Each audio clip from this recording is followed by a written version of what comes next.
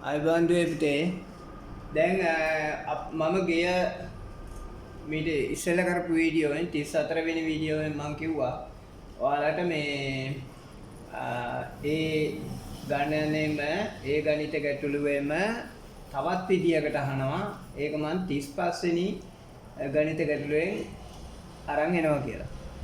ඒ කිව්ව විදිහට ඔන්න මම 35 වෙනි ගණිත ගැටලුවේ ඒ කොටස අරගෙන ආවා. මේක තියෙන්නේ ගසක උඩ අත්තේ මෙන් නටගුණයක් කුරුල්ලෝ පහළ අත්තේ සිටිති. උඩ අත්තට තවත් 20ක් පැමිණිය හොත් අතු දෙකේම සිටින ගණන සමාන වෙයි. දැන් එහි සිටින ගණන කීයද කියලා අහනවා. එතකොට ගසක උඩ අත්තේ මෙන් නටගුණයක් පහළ අත්තේ සිටිති. එතකොට උඩ අත්ත කියනක උයන්න දැම්මා. පහළ අත්තට පයන්න දැම්මා.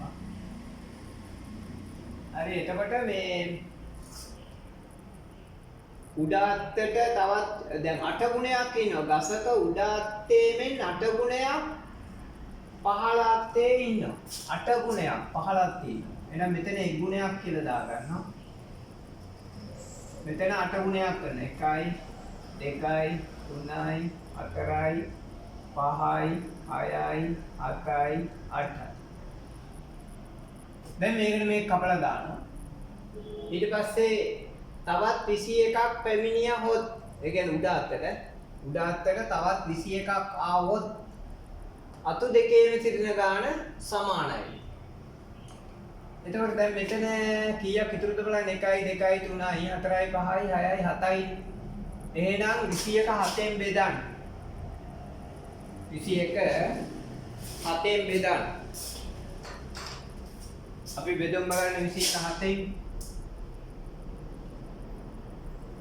21ට 7 වගේද 4ක් 1 7යි 4ක් 2 14යි 4ක් 3 21යි එහෙනම් 3යි නේ 4ක් 3 21යි 21ක් බිඳුවයි. ඒ කියන්නේ මේ එකක් 3යි කියලා නේද කියන්නේ නේද? මේ එකක් 3යි. දැන් අහන්නේ මොකද්ද බලන්න. අතු දෙකේම සිටින එතකොට දැන් මේ 21ක් උඩ අත්තට ආවොත් අතු දෙකේම ඉන්න ගාන සමාන වෙනවා. දැන් එහි සිටින ගණන කීයද? මම අර 34 වෙනි එකෙන් මොකද එවිට සිටින ගණනනේ අපි කතා කරේ. ඒ කියන්නේ අර ගාන ආවොත්. දැන් මේකෙන් අහන්නේ එහෙම නෙමෙයි. මේකෙන් අහන්නේ දැන් ඉන්න ගාන. අර 21 එන එක නෙවෙයි අහන්නේ. ඒ 21 කතන්දර යන්නේ. දැන් ඉන්න ගාන කීයද කියලා. එහෙනම් කරන්න ඕන මේ ටික එකතු කරගන්න. මේ එකක් 3යි 1යි 2යි 3යි 4යි 5යි 6යි 7යි 8යි 9යි. එකක් 3යි නේද? නම් වරක් ඔක්කොම 9ක් තියෙනවා. නම් වරක් 3 27යි. දැන් ඉන්න ගාන 27යි. හරිද? දැන් බලන්න ආපහු. ගහක් තියෙනවා. උඩ අත්තේට වඩා 8 ගුණයක් පහළක් ඉන්නවා. දැන් උඩ අත්තේ 1 ගුණයයි පහළ අත්තේ 8යි. 1යි 2යි 3යි 4යි 8යි. හරිනේ?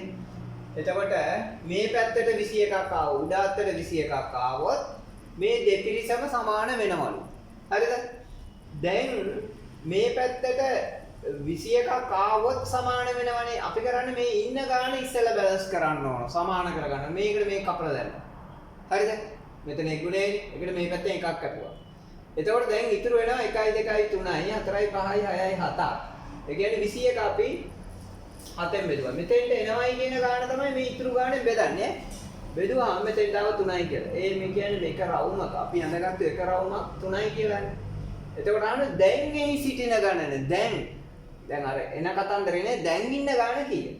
දැන් ඉන්න ගාන 3යි 6යි 9යි 12යි 15යි 18යි 21යි 24යි 27යි. හරි 27යි. හරි ඔන්න ඔය විදිහ. දැන් අපි ওই જાතිය තවත් ගානක් හදලා බලමු. හරි දරුවනේ දැන් මේ ගණන් දෙක ලියා ගන්න.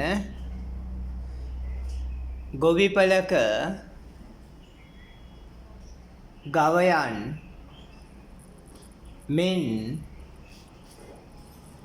5 ගුණයක්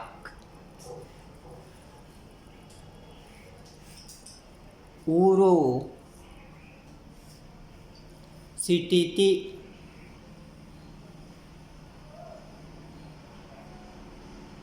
තවත් ගවයන් 16ක් ගොවිපලට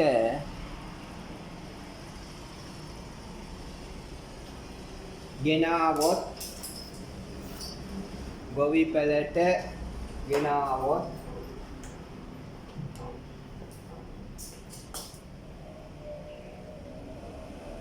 ගවයන්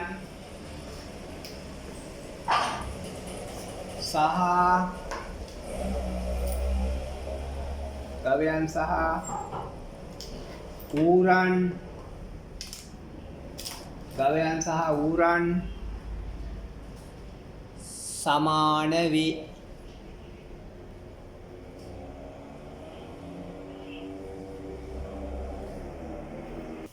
දැන් එහි සිටින ගණන කීයද?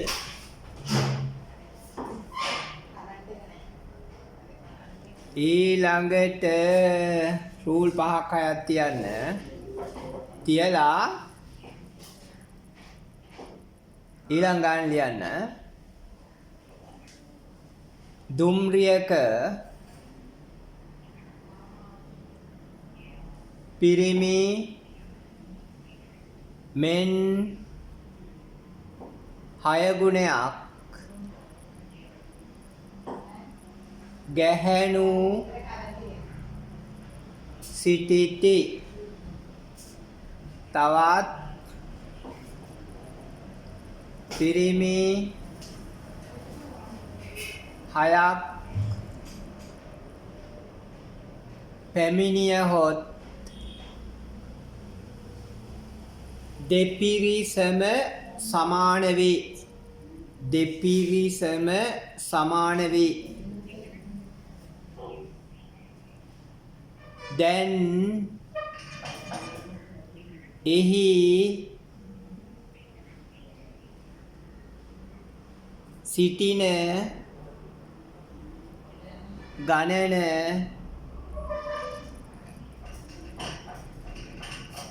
කීයද? දැන් එහි සිටින ගණන කීයද? හරි. මම දැන් අර ඉස්සෙල්ලා ගාන කියලා දුන්න විදිය බලන්න. බලලා ඔය ගණන් දෙකත් ඒ විදිහටම හදන්න. නොතේරෙන මොකක් හරි ගැටලුවක් තියෙනවා නම් කමෙන්ට් කරන්න. නැත්තම් තව කාට හරි යාළුවෙකුට ෂෙයා කරන්න. කෙනෙක් ඉගෙන ගන්න එක හොඳයිනේ නේද? එහෙනම් ඊළඟ වීඩියෝ එකෙන් හමු වෙමු. ජය වේවා.